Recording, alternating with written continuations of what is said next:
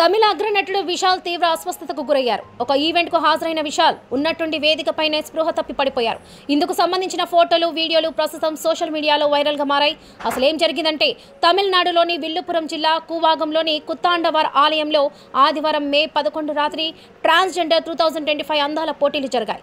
చిత్తిరై తమిళ మాసం వేడుకల్లో భాగంగా ట్రాన్స్జెండర్లకు నిర్వహించిన మిస్ కూవాగం 2025 అందాల పోటీలకు ముఖ్య అతిథిగా హీరో విశాల్ హాజరయ్యారు.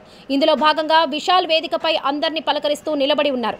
ఇంతలో ఉన్నట్టుండి వేదికపై స్పృహ తప్పి పడిపోయారు. దీంతో ఏం జరిగిందో అర్థం కాక కార్యక్రమానికి హాజరైన వారంతా గందరగోళానికి గురయ్యారు. వెంటనే ప్రథమ చికిత్స అందించడంతో విశాల్ కోలుకొని కళ్ళు తెరిచారు. అనంతరం అక్కడే ఉన్న మాజీ మంత్రి పొన్ముడి విశాల్ను హుటాహుటిన ఆసుపత్రికి తరలించారు.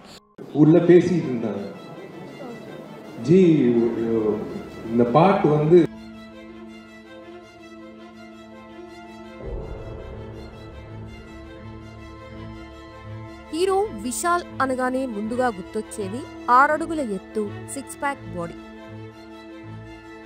కండలు తిరిగిన శరీరంతో యాక్షన్ సీక్వెన్స్లలో అద్దరగొడతాడు. అలాంటి విశాల్ ఇప్పుడు ఒక్కసారిగా లేచి నిల్చోలేని పరిస్థితికి వచ్చేసాడు. ఒక్కసారి ఈ వీడియో చూడండి. அப்படின்னு சொல்லும் போது நான் டோர் ஓபன் பண்ணி பாறேன்.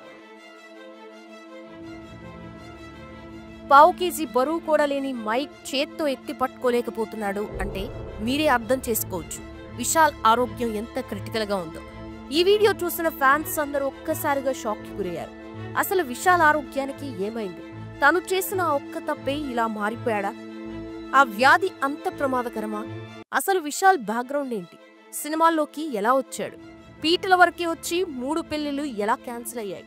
చివరికి పుట్టుమోగా చెవుడు ఉన్న నటి అభినయను పెళ్లి చేసుకోవడం వెనక కారణం ఏంటి? పక్కా తెలుగువాడైన విశాల్ తమిళ ఇండస్ట్రీకి ఎందుకు వెళ్ళిపోయాడు? ఆయనని పోలీసులు అరెస్ట్ చేయడానికి రీజన్ ఏంటనే ఇంట్రెస్టింగ్ విషయాల్ని ఇప్పుడు ఈ వీడియోలో తెలుసుకుందాం. 1977 ఆగస్టు 29న జీకే రెడ్డి, జానకీదేవి దంపతులకి జన్మించాడు విశాల్ రెడ్డి. విశాల్ నాన్న మొదట ఆర్మీలో పనిచేయగా ఆ తర్వాత సినీ నిర్మాణంలోకి అడుగుపెట్టాడు. దీంతో ఆ సమయంలోనే విశాల్ అతని అన్నయ్య బాలనటులుగా నటించారు. అలా పలు మూవీస్ లో బాలనటులుగా చేశాడు. ఇక విశాల్ కి ఒక చెల్లెలు ఐశ్వర్య, అన్నయ్య విక్రమ్ కృష్ణ ఉన్నారు.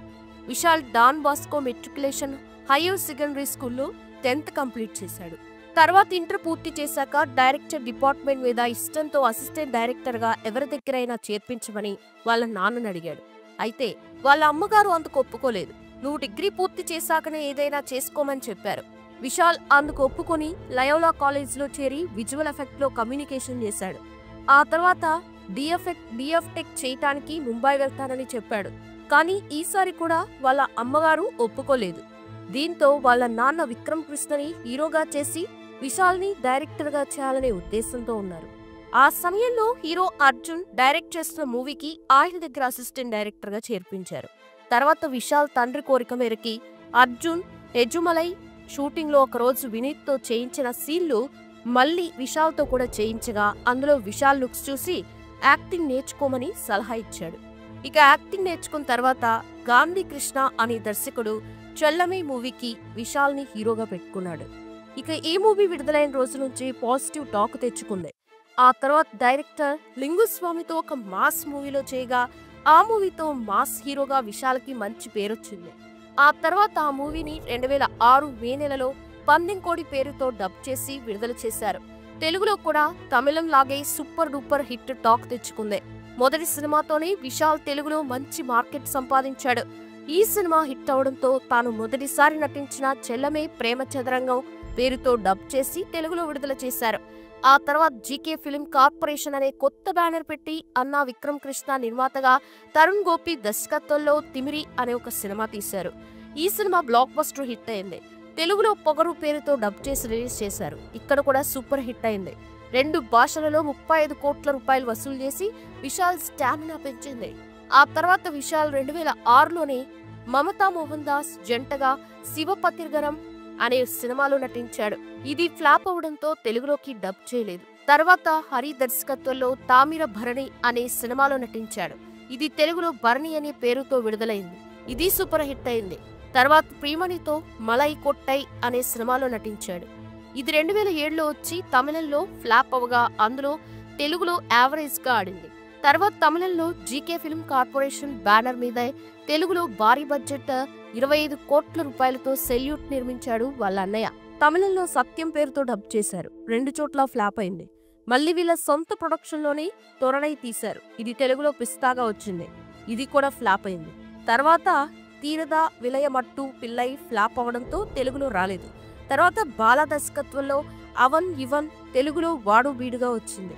ఇక 2011లో వచ్చిన ఈ సినిమా సూపర్ హిట్ అయింది. నటుడిగా విశాల్కి చాలా మంచి పేరు వచ్చింది. ఆ తర్వాత ప్రభుదేవ దర్శకత్వంలో వచ్చిన వేడి అంతగా తట్టుకోలేదు. తర్వాత సమర్, ఇది తెలుగులో వేటాడు వెంటాడు పేరుతో వచ్చింది. ఈ సినిమా కూడా ఫ్లాప్ అయింది. తర్వాత పట్టతాయని, ఇది కూడా ఫ్లాప్ అయింది. తర్వాత పాండినాడు, ఇది పల్నాడు పేరుతో వచ్చింది. ఈ సినిమా సూపర్ హిట్ అయింది. దీని తర్వాత నాన్ సిగప్పు మణితన్ ఫ్లాప్ అయినా కూడా తర్వాత వచ్చిన పూజ హిట్ అయింది. అయితే తమిళంలో ఈ సినిమా యావరేజ్ గా ఆడింది. తర్వాత అంబాల తెలుగులో మగమహారాజు, పాయుం పులి తెలుగులో ఎంతవరకు ఈ ప్రేమ, ఈ సినిమాలు కూడా ఫ్లాప్ అయ్యాయి. తర్వాత కథక్కలి తెలుగులో అదే పేరుతో వచ్చింది. తర్వాత వచ్చిన మరుదు తెలుగులో రాయుడు తెలుగులో సూపర్ హిట్ అవగా, దీని తర్వాత వచ్చిన కత్తి సందై తెలుగులో ఒక్కడొచ్చాడు పేరుతో వచ్చింది. అయితే ఇది మాత్రం ఆడలేదు. తుప్పరివాలం తెలుగులో డిక్టేటర్, ఇరంబు తిరై తెలుగులో అభిమన్యుడు, ఈ 2 సూపర్ హిట్లయ్యాయి. తర్వాత 2018లో పందెం కోడి 2 వచ్చి సూపర్ హిట్ అయింది. కానీ పార్ట్ 1 రేంజ్ ని అందుకోలేకపోయింది. దీని తర్వాత ఎన్టీఆర్ నటించిన టెంపర్ మూవీని అయోగ్య పేరుతో రీమేక్ చేశాడు. ఆ తర్వాత వచ్చిన యాక్షన్, ఈ 2 కూడా యావరేజ్ గా ఆడాయి. ఆ తర్వాత తుప్పరివాలన్, అదే డిక్టేటర్ 2 వచ్చింది. విశాల్ ఏదైనా సమస్య వస్తే సినిమాలో ఎలా ఫైట్ చేస్తాడో రియల్ లైఫ్ లో కూడా అలాగే ఫైట్ చేస్తాడు. జల్లికట్టు కోసం పోరాటంలో తనే ముందున్నాడు. అలాగే సీనియర్ ఆర్టిస్ట్ కి పెన్షన్ ఇవ్వడం కోసం, ఒక బిల్డింగ్ నిర్మించడం కోసం విశాల్ చేసిన పోరాటం గురించి తమిళనాడు మొత్తం ఒక పెద్ద సంచలనమే అయింది. తర్వాత కార్తీ మరికొంతమంది హీరోలు అతనికి సపోర్ట్ గా నిలిచారు. ఈ విషయంలో తన అభిమాన హీరో శరత్ కుమార్ తో కూడా విభేదాలు పెట్టుకున్నాడు. ఆ సమయంలో విశాల్ది తమిళనాడు కాదని ఆంధ్రప్రదేశ్ అని నిరూపించడానికి కొంతమంది విశాల్ రెడ్డి తన పేరుతో కాంట్రవర్సీ లేవదీశారు. కానీ అదెవరూ పట్టించుకోలేదు. 2017లో జరిగిన ప్రొడక్షన్ కౌన్సిల్ ఎలక్షన్లో ప్రెసిడెంట్ గా గెలిచాడు. ప్రస్తుతానికి బిల్డింగ్ ద్వారా వచ్చే పెన్షన్తో పేద కళాకారులకి 1000 రూపాయల పెన్షన్ అందజేస్తున్నాడు. అలాగే కొంతమంది సీనియర్ ఆర్టిస్టులని సన్మానిస్తున్నారు. ఇక విశాల్ వరలక్ష్మి ఇద్దరు చిన్నప్పటి నుంచి క్లోజ్ ఫ్రెండ్స్ కావడంతో ప్రేమించుకున్నారు. అయితే వీరి ప్రేమ పెళ్లి వరకు రాలేదు, మధ్యలోనే డ్రాప్ అయిపోయారు. 2019లో విశాల్కి అర్జున్ రెడ్డి పెళ్లి చూపులు ఫేమ్ అనీషా రెడ్డితో అంగరంగ వైభవంగా ఎంగేజ్మెంట్ కూడా జరిగింది. అయితే ఈ ఎంగేజ్మెంట్ కూడా క్యాన్సిల్ అయింది. ఇక ఆ మధ్యనే విశాల్ మూగబదిర అయిన నటి అభినయతో ప్రేమలో ఉన్నాడని, త్వరలో పెళ్లి చేసుకోబోతున్నాడని వార్తలు వచ్చిన సంగతి తెలిసిందే. కానీ అభినయ ఓ ఇంటర్వ్యూలో తమ మధ్య అలాంటిదేం లేదని, ఆయన హీరోగా మాత్రమే నాకు అభిమానం అని, అంతేకాని మేం ప్రేమించుకోలేదని పెళ్లిపై వచ్చిన గాసిప్స్ ని కొట్టిపారేసింది. ఇక 2018 డిసెంబర్లో చెన్నైలోని టీ నగర్లోని తమిళ చిత్ర నిర్మాతల మాండలికలో తాళం పగలగొట్టుకునేందుకు ప్రయత్నించిన విశాల్ని పోలీసులు అరెస్ట్ చేశారు. 2017 ఎన్నికల సమయంలో విశాల్ తన వాగ్దానాలని నెరవేర్చడంలో విఫలమయ్యారని ఆరోపిస్తూ సినీ నిర్మాతలు కౌన్సిల్కి తాళం వేశారు. ఇదిలా ఉంటే తెలుగులో లాస్ట్ రత్నం మూవీలో కనిపించిన విశాల్ ఆ తర్వాత మళ్లీ కనిపించలేదు. దీంతో కోలీవుడ్ లో బిజీగా ఉన్నాడేమో అని అనుకున్నారు. కానీ అక్కడ కూడా పెద్దగా కనిపించలేదు. అయితే ఆయన నటించిన మగధరాజా మూవీ షూటింగ్ 12 ఏళ్ల క్రితం పూర్తి కాగా ఇప్పుడు ఆ మూవీ రిలీజ్ కి ముహూర్తం కుదిరింది. సంక్రాంతి సందర్భంగా ఈ మూవీ జనవరి 12న థియేటర్లో సందడి చేయనుంది. అయితే సినిమా ప్రమోషన్ సందర్భంగా మూవీ ప్రీ రిలీజ్ ఈవెంట్ ను మూవీ టీం నిర్వహించగా ఈవెంట్ కు విశాల్ కూడా వచ్చాడు. అయితే ఎప్పుడైతే విశాల్ వేదిక మీదకి వచ్చి మాట్లాడడం స్టార్ట్ చేశాడో ఆ సమయంలో ఆయన్ని చూసి ప్రతి ఒక్కరూ షాక్ అయ్యారు. చెప్పాలంటే గుర్తుపట్టలేనంతగా మారాడు. బాగా బక్కచిక్కిపోయి కనీసం మైక్ కూడా సరిగ్గా పట్టుకొని మాట్లాడలేని స్థితిలో కనిపించాడు. ఆయన చేతులు కూడా బాగా వణుకుతూ నిలబడ్డానికి కూడా చాలా ఇబ్బందిగా కనిపించడంతో ఆయనకి సంబంధించిన వీడియో నెట్టింట బాగా వైరల్ అయింది. ఇక ఆ వీడియో చూసి అటు కోలీవుడ్ ఫ్యాన్స్ తో పాటు ఇటు టాలీవుడ్ ఫ్యాన్స్ కూడా షాక్ అవుతున్నారు. మొన్నటి వరకు బానే ఉన్న విశాల్కి ఇప్పుడు ఏమైందని కంగారు పడుతున్నారు.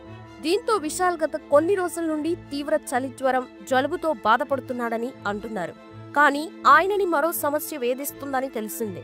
అదేంటంటే ఇరుంబుతిరై మూవీ సమయంలో విశాల్ గాయపడడంతో అతని కన్ను మెదడుని కలిపే నరాలు దెబ్బతిన్నాయని గతంలోనే టాక్ వచ్చింది. ఇక అప్పటి నుండే విశాల్ ఇలా అయ్యాడని తెలిసిందే. ఏదేమైనా ఒకప్పటి విశాల్కి ఇప్పుడున్న విశాల్కి తేడా చూసి ఆయన ఫ్యాన్స్ తో పాటు సామాన్య ప్రజలు ప్రేక్షకులు కూడా తట్టుకోలేకపోతున్నారు. మరి విశాల్ గురించి మీరేమనుకుంటున్నారు? ఆయన చేస్తున్న సినిమాలో మీ ఫేవరెట్ సినిమా ఏది? కామెంట్ చేయండి. సరిగ్గా కొన్ని నెలల క్రితం విశాల్ హీరోగా నటించిన మదగజరాజా సినిమా ప్రమోషన్స్ లో ఊహించని స్థితిలో విశాల్ కనిపించిన సంగతి తెలిసిందే. బాగా బక్కచిక్కిపోయి బలహీనంగా వణుకుతూ కనీసం మాట్లాడే స్థితిలో కూడా లేకుండా పీక్కుపోయి కనిపించారు. ఆ సమయంలో ఆయన ఆరోగ్యంపై పలు ఊహాగానాలు వచ్చాయి. స్టేజ్ పై కనీసం 4 ముక్కలు కూడా ఆయన మాట్లాడలేకపోయారు. దీంతో అప్పట్లో ఆయన విశాల్ ఆరోగ్యంపై తీవ్ర చర్చ జరిగింది. అయితే నటుడి టీం మాత్రం వాటిని కొట్టిపారేసింది. వైరల్ ఫీవర్ సోకిందని, తీవ్ర స్థాయిలో జ్వరం ఉండడమే అందుకు కారణమని వివరణ ఇచ్చింది. ప్రస్తుతం వైద్యుల పర్యవేక్షణలో చికిత్స పొందుతున్నారని వెల్లడించింది.